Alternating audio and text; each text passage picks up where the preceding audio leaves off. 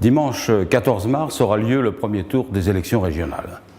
Ce sera un moment important de la vie démocratique de notre pays. Plusieurs questions se posent aux habitants de l'Île-de-France, comme à toutes les électrices et tous les électeurs de France. La première est d'envoyer un message clair au gouvernement. Après 3 ans de mandat de Nicolas Sarkozy et de sa majorité, les dégâts sont immenses. Dégâts dans les services publics, dégâts dans les collectivités, dans l'emploi, dans l'économie, mais aussi dans notre République, dans les rapports entre les gens et sur les libertés. Ce sont toutes ces conséquences de la politique menée par la droite qui expliquent le rejet fort dont nous font part tous les sondages pour les listes et les candidats de l'UMP. Autre question que va faire la gauche si elle est victorieuse.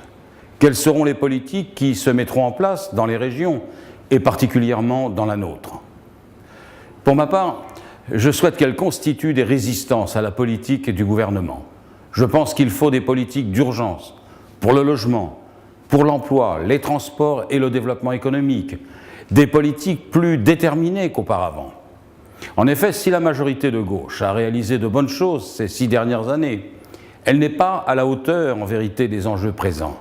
Nous avons besoin d'élus à nos côtés pour nous défendre, mais aussi pour planter les graines de l'avenir. C'est tout le sens de la liste du Front de gauche, avec pour tête de liste régionale Pierre Laurent et Christian Favier dans le Val-de-Marne. Au-delà de ces chefs de file, de ces responsables, ce sont des dizaines d'hommes et de femmes qui se présentent à vous.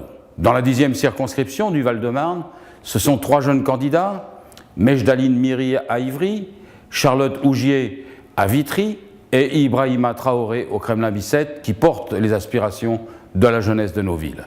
C'est aussi Martine Lachaud, enseignante chercheuse à Vitry, ainsi que Laurence Cohen à Gentilly et Malika Zediri à Ivry, toutes 2 conseillères régionales sortantes. Lors de ce premier tour, vous avez l'occasion de voter contre le gouvernement, bien sûr, mais aussi l'occasion de décider de quelle gauche vous avez besoin. En votant pour les listes du Front de gauche, vous ferez le choix de la gauche combative. Alors, dimanche 14 mars, votez et faites voter pour le Front de gauche. Ce sera cela le vote utile pour vous et pour vos vies.